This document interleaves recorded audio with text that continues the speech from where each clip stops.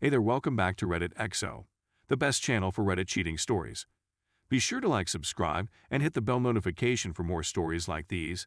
STBXW of 23 years just tried to kill herself last night.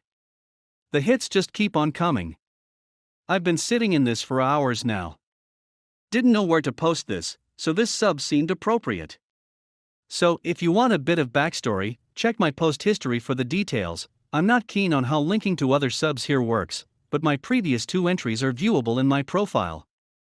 The quick version is this: I discovered my wife of 23 years, 45F, was having an affair with a 27 years old co-worker. We have two sons, 22 and 17. I concocted a plan to completely upend her life centered around fooling her into thinking I was having an affair myself.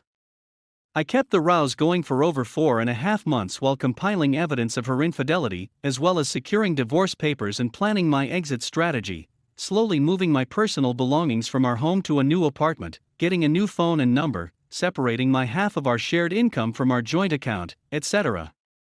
On December 16, 2020, I gathered every bit of proof of her affair I'd compiled, printed it all out from start to that week, filed it all into 14 binders, packed 11 into gift-wrapped boxes, and mailed them all out to the most important people in her life, as well as her HR department with an ETA between 12/22 12/24/20.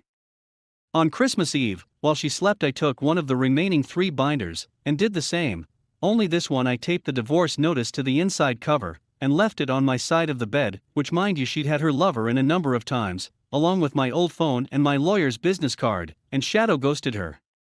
Over the next 4 days her life completely imploded. Her family pretty much excommunicated her. Her friends, the ones who didn't know of the affair, ostracized, and my own mother took her to task, calling her the most scathing and vile things you could possibly think of. Her and her lover were also placed on administrative leave and eventually fired. Last week we had our divorce hearing, and settled on a legal separation into uncontested divorce, with a few provisions in place for transitional income since she's now unemployed. I'm to pay out the price for the utilities, $653 a month, until either she finds gainful employment, or upwards to 1 year after the date of the divorce's finalization, which is expected to be 3 months from now. She keeps the house, her car, and her half of the shared assets. I keep my half of the assets, my vehicles, car, motorcycle and boat, and my vacation property, cabin in the Poconos. After the hearing, we had one final exchange where she tried to explain away her infidelity and begged me to give her a second chance after the divorce is finalized. I of course said no, gave her some choice words and walked away from her forever. This brings us to last night. As only my closest friends, 2 sons, older sister and mother have my new contact info, and I've completely blocked my STBXW on all social outlets. She has had no means of reaching me since I left her Christmas Eve, but some our mutual friends still do. Last night I'm hanging out in my apartment and I get a voice call notification on Messenger from one of said friends, one of the few who hadn't abandoned her following me outing her affair. She didn't waste any time when I answered, and said she had went to check on Sue, the STBXW, and found her passed out in the bedroom, foaming out of the found with 2 bottles of empty pills next to her. She's in the ICU in critical but stable condition. The doctor said that she will likely pull through, she's clearly not going to be well after. She begged and pleaded for me to come. Her parents and 2 of her sisters were also there at the hospital. My guess is they were notified after the hospital attempted to notify me, but Sue would still have my old hashtag as her emergency contact. I simply told her no.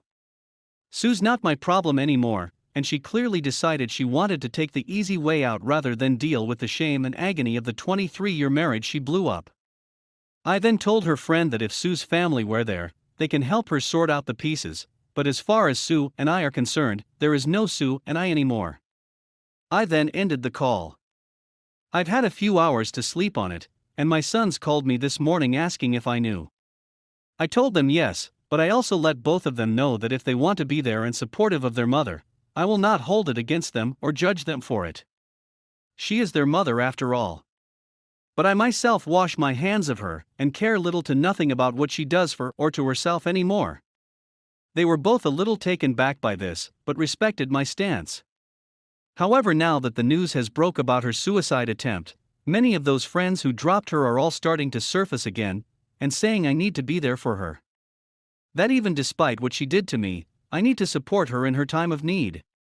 I've also been informed that her AP tried to visit her this morning, but wasn't allowed because he's not family. I'm getting dogpiled on to go see her, but I feel nothing for this woman anymore. I haven't for a very long time. I checked out during the process of getting my payback for her betrayal, and I stand by the fact that I don't care at all for what she's done.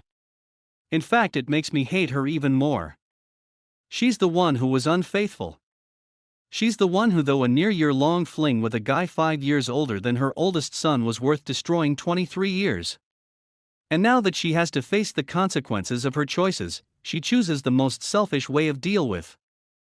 Even now, seeing as she's in all likelihood going to survive, she's cultivated immediate sympathy from everyone who took her to task, and I'm being made out to look like the jaded ex-husband unwilling to sympathize for her by most her family, not her dad.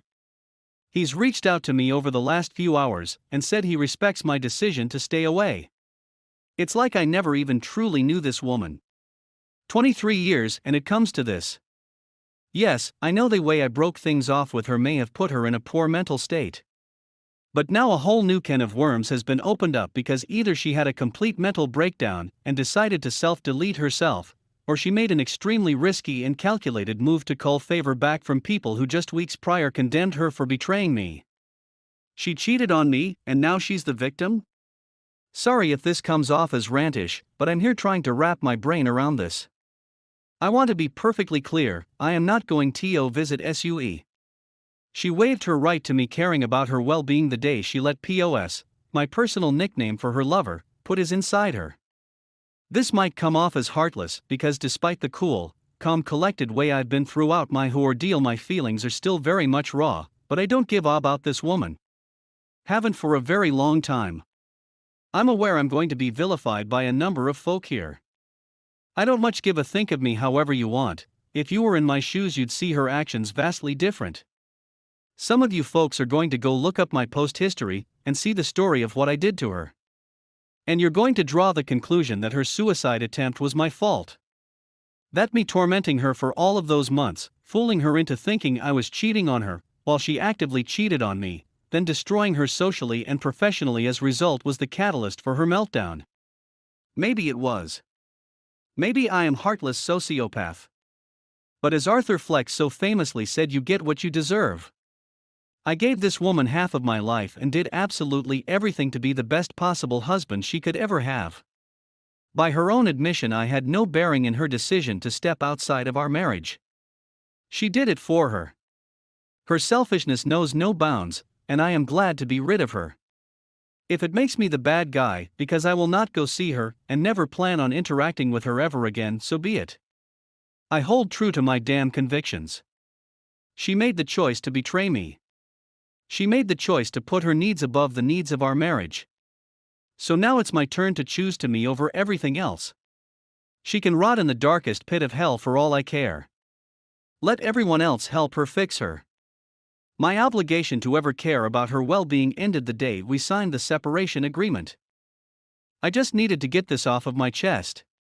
If you're going to cast judgment on me for feeling how I feel, save it. Like I said above, after 23 years and 2 children, I never really knew this woman after all. I have no sympathy for her, and I never will. Update. I've been informed by Sue's dad that she's been moved from the ICU to the mental health wing. Doctors are still monitoring her mental state. She's conscious and cognitive again, but obviously lethargic. Her father told me she asked did I come to see her, and he said no, and she shut down after. He respectfully said any further news he'll share only if I inquire, because he understands the headspace I'm in. Also, I've scheduled counseling for 17. The first consultation is this coming Monday.